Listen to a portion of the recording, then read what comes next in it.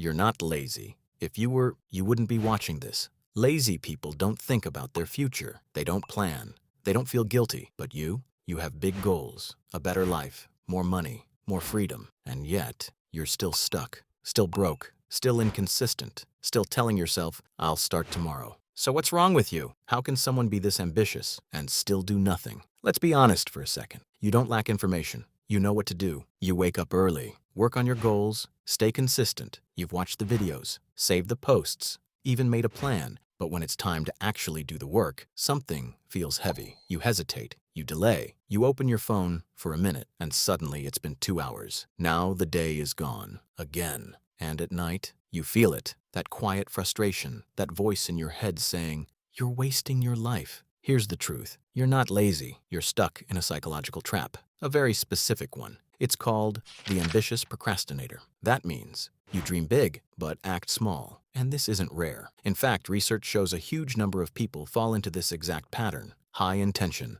low execution. And here's the scary part. These people don't just stay stuck. Over time, they become more anxious, more stressed, more burned out. Because every single day, they're aware of the gap between who they could be and who they actually are. So what's causing this gap? Why does your brain work against your own goals? Let's break it down. Because once you see these patterns, you'll realize this isn't random. Reason 1, the perfection trap. You don't start because you want it to be perfect. You want the perfect plan, perfect idea, perfect execution. But reality doesn't work like that. So when you sit down to begin, your brain immediately finds flaws. This isn't good enough. I need to prepare more. I'll start when I'm ready. And just like that, you stop. Let me show you what this actually looks like. It's late. You tell yourself, tonight, I start. You open your laptop. For a second, it feels real, like things are about to change. Then you hesitate. What if this isn't good enough? What if I fail? Your hands freeze. So instead, you open another tab, one quick video, then another, and just like that, it's been an hour. Your work still untouched, and that feeling comes back. You did it again. That's the trap. You're not avoiding work, you're avoiding being bad at it. So you hide behind getting ready. Reason 2, analysis paralysis. Now this one is sneaky because it feels like you're working, you're planning, researching, learning more. You tell yourself, I just need one more video, one more strategy, one more plan. But that one more never ends. You stay in preparation mode forever. Here's the truth. Planning feels safe because there's no risk, no judgment, no failure, no discomfort. But action exposes you, and your brain knows that. So it keeps you busy without letting you move forward. You're sharpening the knife again and again, but never making the cut. And this is where years disappear. Not because you didn't try, but because you never actually started.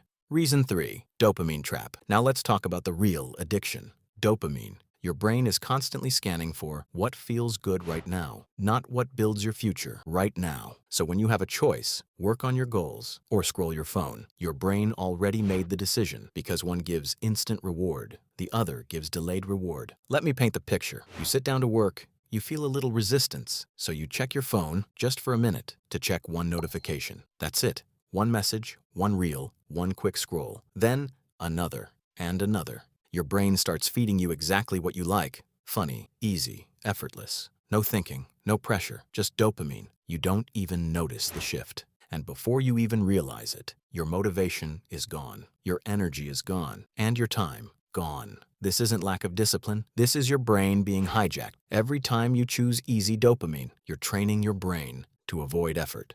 Reason 4, fear of failure. Now here's something you might not want to admit. Part of you is scared to try because trying means risking failure, and failure feels personal. So your brain comes up with a smarter strategy. Don't try fully. Delay it. Postpone it. Half do it. That way, if things don't work out, you can say, I didn't really try. It protects your ego, but it destroys your progress because the truth is, you're not afraid of failure. You're afraid of finding out what happens if you give it everything and still fall short. Reason 5, comfort addiction. Let's simplify it. Hard things feel uncomfortable. Easy things feel good. And your brain prefers good. So every time you choose rest over work, scrolling over building, comfort over effort, you reinforce a pattern. And over time, this becomes your default setting. You don't even think about it anymore. You just avoid effort automatically. That's how people get stuck for years. Not because they decided to fail, but because they slowly chose comfort over and over again. Reason 6. No clarity. And finally, you don't know what to do next. You have big goals, but no clear path. So your brain gets overwhelmed. Too many options, too many ideas, too many possibilities.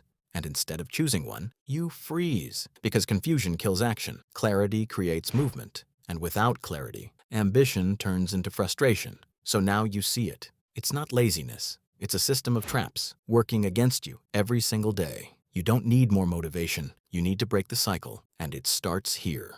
Step 1. Lower the bar. Stop trying to do everything. Start ridiculously small. Not, I'll work for 2 hours, but I'll do 2 minutes. Not, I'll fix my life, but I'll take one step, because starting small bypasses resistance. Step 2. Remove thinking.